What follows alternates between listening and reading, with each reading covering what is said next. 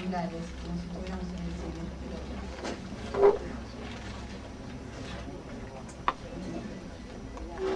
Los que van llegando se pueden ubicar, que vamos a dar comienzo a este encuentro.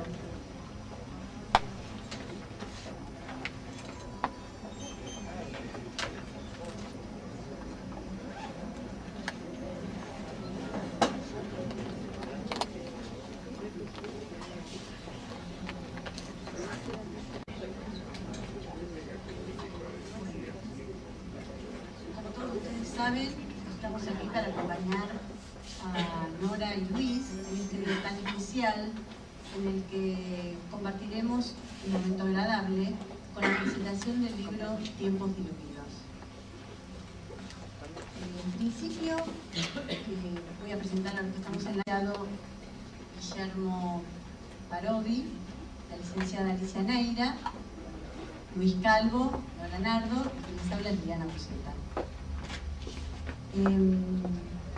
Vamos a comenzar agradeciendo a la comunidad educativa en su conjunto de la Escuela Normal Superior en Lenguas Vivas Sofía Fagenberg por la posibilidad de presentar este libro en sus instalaciones.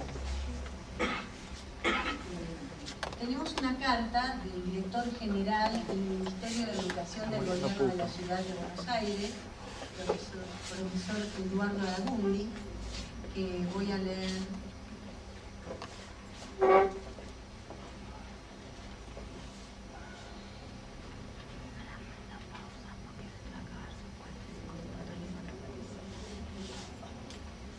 Dice lo siguiente: tengo el agrado de dirigirme a ustedes a fin de agradecer muy especialmente la invitación en la presentación del libro Tiempos Diluidos de Luis Raúl Calvo y Nora Patricia Nardo.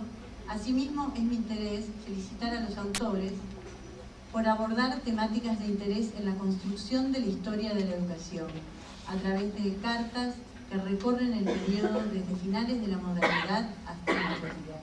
Un saludo afectuoso, Eduardo Araújo.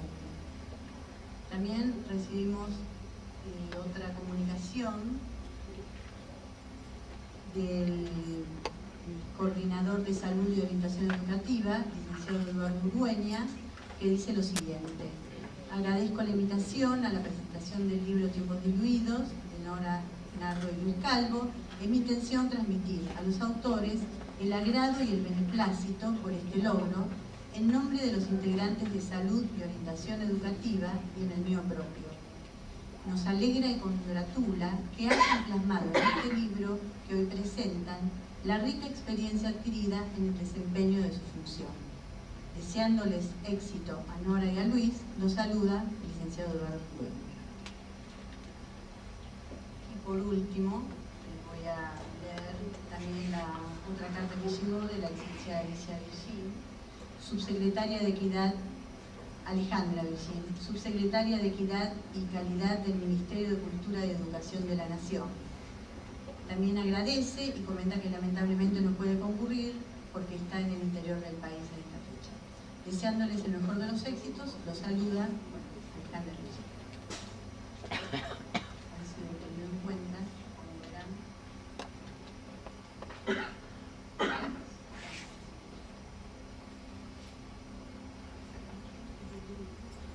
Ahora sí vamos, bueno, el agradecimiento para todos ustedes, a todas las autoridades del sistema educativo, a los familiares, a los amigos y a todos los compañeros de Luis y Nora, en nombre de ellos.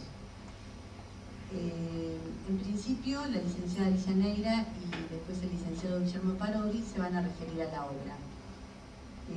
La licenciada Alicia Neira es licenciada en Psicología Social, en Psicología, egresada de la Universidad de Buenos Aires.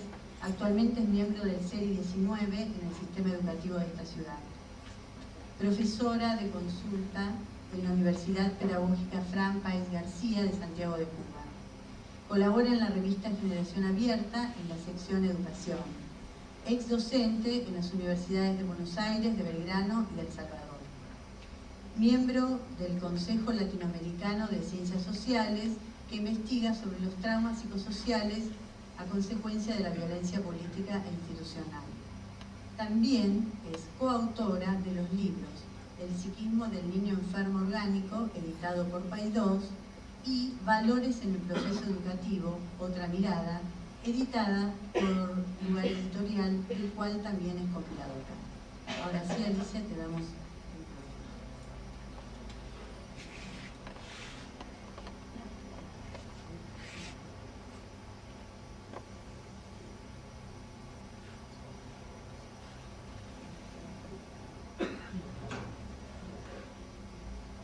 Hola, buenas tardes. Y la verdad que me salió así, pero me pregunto por qué dije hola de buenas tardes. Parece redundante. Y claro, si uno piensa un poco, cuando en realidad decimos hola, lo hacemos como para estar de honra, digamos. Y cuando yo por lo menos digo buenas tardes, o buenas noches, o buenos días, me siento más auténtico. Aunque suene a una antigüedad. Y sin embargo, aunque suene a una antigüedad decir buenas tardes, es un saludo típico de la modernidad. Y aquí me parece que ya entramos en el tema del libro, ¿no?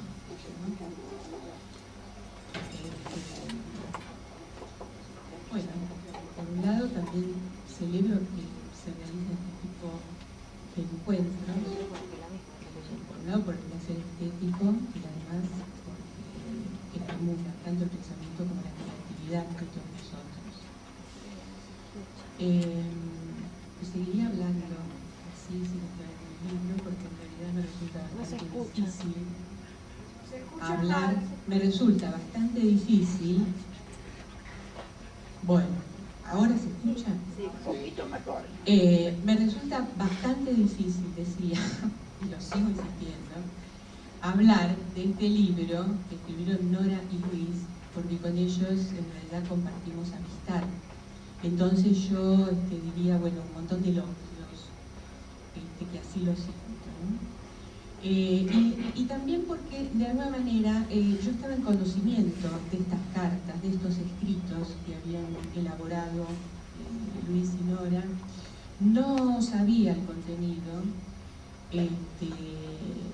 pero bueno, un día me llamó por teléfono Nora, me dijo, mira, el libro está listo, el título es Tiempos Diluidos, y yo me puse re alegre, y bueno, el título me encantó, y como era por teléfono, ¿no?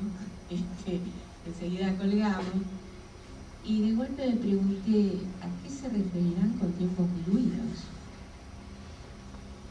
Y me quedé con esa pregunta, que la empecé a responder cuando empecé a leer. A partir de los primeros capítulos empezaron a surgirme imágenes y recuerdos de mi vida en las instituciones educativas. Que yo comencé, bueno, primer grado inferior a los 6 años. Y todavía, bueno, continúo haciendo algunos trabajos en escuelas. Y de todos esos recuerdos voy a comentar el más significativo porque está directamente relacionado con el espíritu de esta obra, ¿no? Yo estaba cursando tercer grado, que vendría a ser el cuarto de hoy, porque había primero inferior, primero superior, segundo y tercero. Y la señorita nos dio un problema de matemática para que resolviera la clase. Bueno, lo resolvimos, llevamos el cuaderno para corregir, vamos a buscar el cuaderno, todos mis compañeros y compañeras tenían un bien y yo sola tenía un mal. Me sentí muy mal. Pero yo estaba convencida de que el problema estaba bien hecho. Entonces me acerqué tímidamente al escritorio de la maestra y le pregunté por qué estaba mal, porque para mí estaba bien. Me respondió entonces que el resultado era un número que era el que le había dado a todos y que no correspondía al número que me daba a mí. Bueno, yo no entendí muy bien, estaba coloradísima, transpirando, me senté, no hablé más del tema, continuamos toda la mañana con otros temas y yo me olvidé del asunto. Pero no fue por mucho, porque al llegar a mi casa, mi mamá lo primero que hacía era mirar el cuaderno. Entonces me miró el cuaderno y su pregunta fue, ¿por qué está mal este problema? Entonces, bueno, yo más o menos le conté lo que había ocurrido y que yo no entendía por qué estaba mal, para mí estaba bien. Entonces ella me confirmó que el problema estaba bien resuelto. Y yo lo voy a decir en términos de aquella época, ¿no? Era un problema de regla de 3 simple que, bueno, el grupo lo había resuelto con una cuenta de POR sin pasar por la unidad. Y yo lo había resuelto pasando por la unidad con una cuenta de POR y con una cuenta de litigio. Entonces, claro, era diferente. Entonces mi mamá me explicó este procedimiento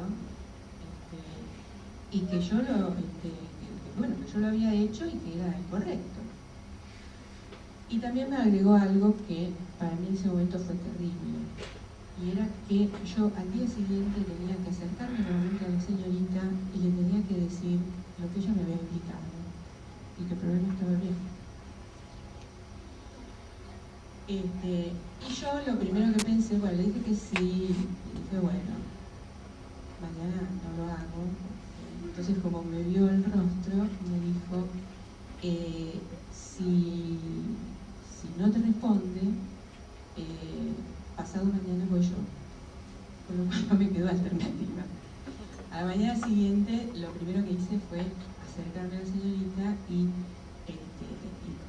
comentarle esto, ¿no? Ella, bueno, me retuvo el cuaderno, después pasada el principio de la mañana me lo devolvió para hacer el trabajo. Yo lo abro y veo que el mal estaba borrado y que en su lugar había una letra B corta. Eso significaba visto. En otros términos significaba que la maestra lo había visto, pero que no se jugaba a responder si estaba bien, mal o regular. Pero bueno, había sacado el mal por lo menos, ¿no? Bueno, conclusión. A los 9 años aprendí que una maestra se puede equivocar y que una mayoría también se puede equivocar. Y el precio que pagué en ese momento fue la marginación. Marginación por no coincidir con el consenso público. Imaginación que pude soportar por el amparo que me brindó mi madre.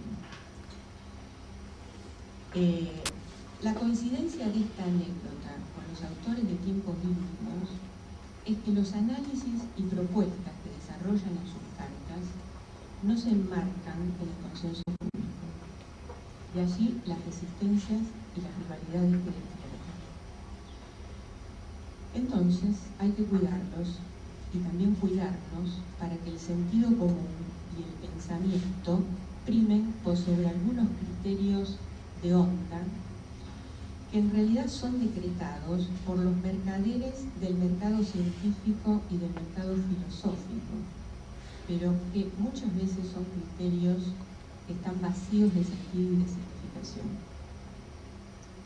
El hecho de trabajar en equipo, de construir grupos de trabajo, de realizar estas elaboraciones literarias y científicas, estos encuentros culturales, los encuentros científicos, todos estos hechos propician el amparo que necesitamos para aclarar, con respeto, con precisión y con fundamento, los aciertos, los errores y las dudas.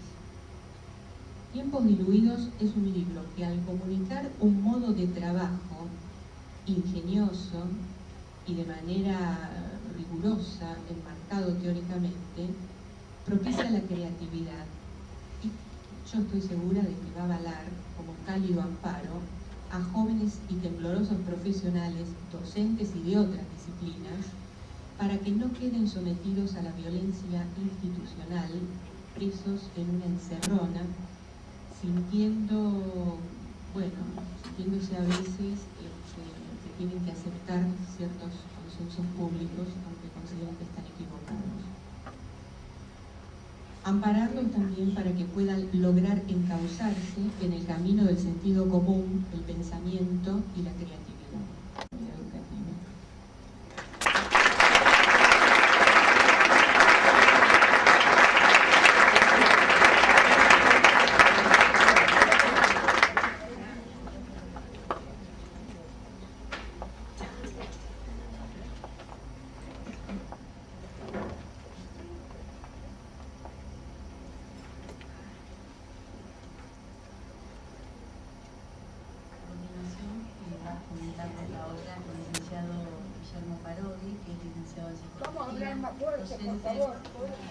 docente de Escuelas Medias y Técnicas de Capital Federal, secretario de Organización de la Unión de Trabajadores de la Educación, CETERA Capital, coordinador del equipo de Educación y Trabajo e integrante de la Comisión Nacional de Educación, Trabajo y Producción del Ministerio de Educación. Buenas tardes a todos y a todas. En principio, bueno, para mí es una alegría muy grande, cuando Nora y Luis pidieron que estuviera en la presentación del libro. La verdad fue una sorpresa que a uno lo llena de orgullo, ¿no? Hace muchos años que nos conocemos, hemos trabajado en muchas instancias, hemos luchado para conquistar muchas cosas, así que para mí es un orgullo porque son los compañeros con los que hemos transitado un largo camino en estos, ya no recuerdo, pero debe ser muchos años. Y bueno, leyendo el libro, juro que no me han pedido ni me han dicho que diga nada, pero se los recomiendo que lo adquieran, porque la verdad es un libro, hoy le comentaba a alguno de los compañeros cuando estamos en la puerta, convoca a una lectura vertiginosa. Es un libro que la verdad atrapa el modo que está escrito en forma de cartas. La verdad, además de novedoso, es muy ameno y bueno, hace que uno no pueda parar de leerlo, ¿no? Y bueno, viniendo para acá uno piensa, bueno, en estas ocasiones uno tiene que decir algo ingenioso, algo que marque, algo que pegue. Y la verdad que pensaba, bueno, si dice todo eso, la verdad es el libro, así que para qué redundar o para qué intentar decir algo que además seguramente no va a estar a la altura de las circunstancias. Y me quedé reflexionando sobre lo que representa el libro. No, hay una historia que se remonta a través de las cartas de lo que es la escuela, de lo que es la juventud, la adolescencia, desde la década del 60 hasta nuestros días. Hay como una línea del tiempo donde tenemos una juventud llena de ideales, de propuestas, de ganas de cambiar el mundo, y llegamos a una juventud donde no ve la salida, donde no hay propuestas, no hay expectativas, donde no hay un futuro, no hay ninguna posibilidad de poder pensar en un día siguiente mejor que el que pueda tenerse hoy. Y en esto tenemos mucho que ver los adultos de cada una de esas generaciones. Y yo pensaba, bueno, estamos hablando de jóvenes, estamos hablando de adolescentes, estamos hablando de la escuela media, la escuela secundaria. Y la escuela secundaria generalmente tuvo en sus orígenes tres grandes criterios, tres grandes objetivos, tres grandes logros.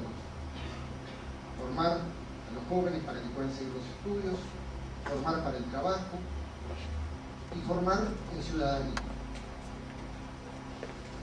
Claro, con distintos matices, esto se podía ver a lo largo de las generaciones del 60, del 70, seguramente algunos pueden verlo y decir que para atrás también, con distintas características.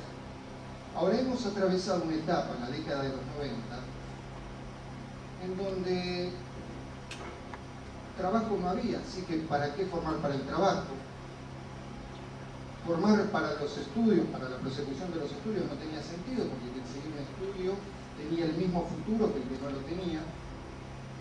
Y formar para la ciudadanía no tenía sentido, porque quienes progresaban, quienes avanzaban, eran precisamente los que transgredían todas las normas y las leyes. La verdad es que se destruyó el sentido que tenía la escuela media y se destruyó este carácter simbólico que tenía la escuela para nuestros jóvenes, para nosotros, para los que atravesamos la escuela secundaria. Y nos llevó a este sinsentido que hoy vemos reflejado mucho en nuestra juventud.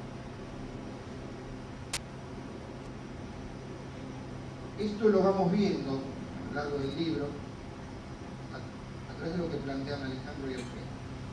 través de lo que recuerdan, de sus pasos por la vida escolar, de lo que cuentan a través de sus vivencias, de trabajo en las escuelas, de las distintas situaciones que tienen planteadas los chicos que hoy su futuro, su presente y toda su vida es la cerveza en la esquina.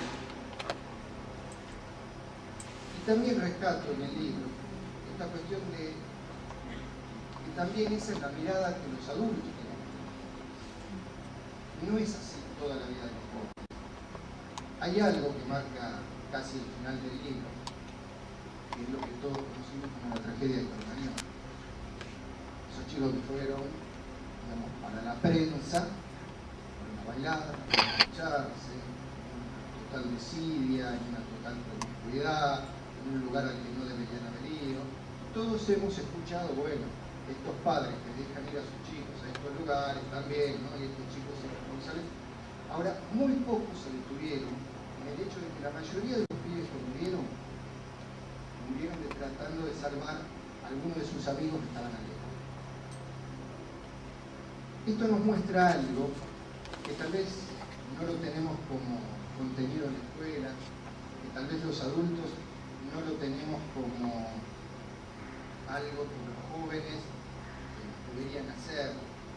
Digo, porque históricamente los adultos, digamos, vimos a los jóvenes con temor. Esto es histórico, ¿no? Cada una de las generaciones que los adultos veían a esos jóvenes como alguien a con quien competir. El libro habla de la ley de convivencia escolar, ¿no? Algo con lo que también estuvimos trabajando. Y se plantea en el libro y en general lo vemos mucho en las escuelas, ¿no? Una ley de convivencia escolar que lo que busca es nuevas relaciones de comunicación, nuevas relaciones de convivencia, nuevas formas de comunicación, nuevas formas de generar la estancia en la escuela que nos permitan un crecimiento tanto de adultos, tanto de docentes como de los jóvenes. La ley de convivencia escolar no es una ley para los chicos, es una ley para todos, padres, docentes, alumnos, la comunidad escolar. Los docentes generalmente tratamos de verle la vuelta a esta ley de convivencia como el lado punitivo. A ver, esta ley que nos permite tener una herramienta, ya que nos sacaron las amonestaciones, tener una herramienta para que en el momento preciso podamos castigar este problema.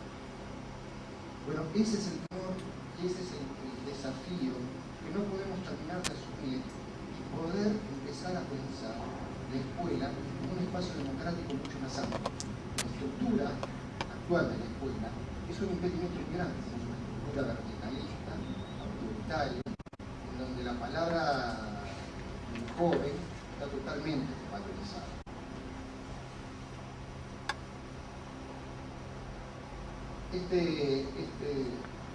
Hay partes muy interesantes, hay montones de anécdotas en este libro, que la verdad, en realidad lo que hacen es mostrar el reflejo de lo que era la sociedad en cada una de esas etapas.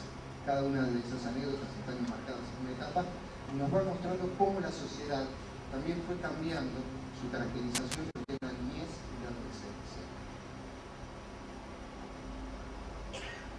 Hay esta situación, digamos, como sociedad, atravesamos la década del 90, ¿no? Esta modernidad, este neoliberalismo que fue el hijo directo de la modernidad, que ha destruido todos los lazos sociales, porque lo que había que hacer era competir. Contra la solidaridad estaba la competencia.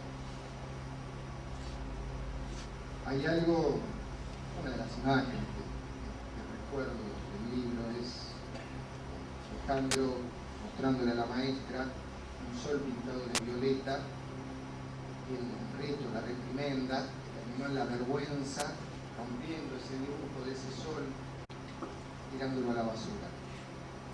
Esa imagen de la autoridad, esa imagen, a mí me llevó a la reflexión, ¿no? Estamos viviendo un mundo que prefiere la seguridad a la justicia. Estamos viviendo un mundo en donde la seguridad individual prima más que los derechos sociales. La verdad es que tenemos que hacer un esfuerzo muy grande nosotros pensamos mucho, lo que estamos trabajando en las escuelas, cuando planteamos el derecho social a la educación, no es solamente que el chico pueda ir a la escuela, estamos planteando la construcción de un nuevo espacio social, una nueva construcción de una sociedad, una nueva construcción mucho más participativa, donde los jóvenes verdaderamente sean escuchados, donde el compromiso de cada uno de los adultos es poder tener esa oreja que nos permita reflexionar y cambiar en base a lo que nos dicen los jóvenes. Reflexionar que no siempre las verdades que fueron construidas a lo largo de los años se vuelven monolíticas e inamovibles, y a veces una simple pregunta, una simple intervención de un joven nos desmorona toda esa estructura, y más allá que hacernos sentir inseguros, creo que lo que nos tiene que dar es la seguridad de estar trabajando en el sentido que hoy requiere la educación, un cambio permanente que escuche, atento, abierto, un mundo, reitero, que prefiera la justicia sobre la seguridad, un mundo que le permita a todos esos Alejandros pintar los soles y los colores que más le gusten y que más les parezcan. Así que bueno, la verdad un libro que creo que es encantador, lo recomiendo, porque lo recomiendo no solo como lectura, sino también como un libro que nos permita a todos que tenemos algún trabajo, algún contacto con los adolescentes, con los jóvenes, empezar a cuestionarnos a nosotros mismos nuestra práctica cotidiana. Muchas gracias.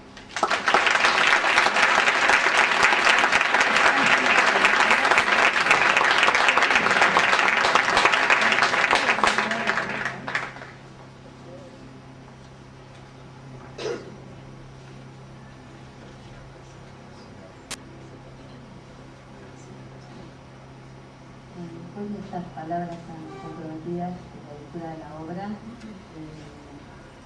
llegó el momento de pensar cuál es el camino recorrido que han transitado hasta ahora los autores de Tiempos Genuinos. Luis Raúl Calvo es licenciado en Psicología y poeta. Dirige la revista Generación Abierta, Letras, Arte, Educación. Ha realizado los posgrados de especialización en el psicodiagnóstico del hogar, en Psicología Clínica de la Niñez y Adolescencia y en Gestión y Conducción de las Instituciones Educativas. Nora Patricia Nardo es profesora para enseñanza primaria, licenciada en Ciencias de la Educación, realizó posgrado en Psicopedagogía Clínica y es especialista en Gestión y Conducción de las Instituciones Educativas. Es jefa de redacción de la revista Generación Abierta. Trabaja en el área clínica y en instituciones educativas como psicopedagoga desde el año 1982. Actualmente, Nora y Luis coordinan el equipo de profesionales de nivel medio que asesora e interviene en escuelas dependientes de la Dirección General de Educación Superior y de la Dirección del Área de Educación Artística del Ministerio de Educación del Gobierno de la Ciudad de Buenos Aires. Han participado como organizadores y expositores en seminarios y congresos nacionales e internacionales y colaboran con artículos de su especialidad en diversos medios escritos. Publicaron en colaboración con muchos autores los libros Convivencia y Escuela Media, hacia una transformación del rol de los profesionales SIN, Dirección de Enseñanza Media de la Municipalidad de la Ciudad de Buenos Aires, en el año 1996, y El Aula, un espacio de convivencia, reflexiones alternativas, Ediciones La Llave, año 1999.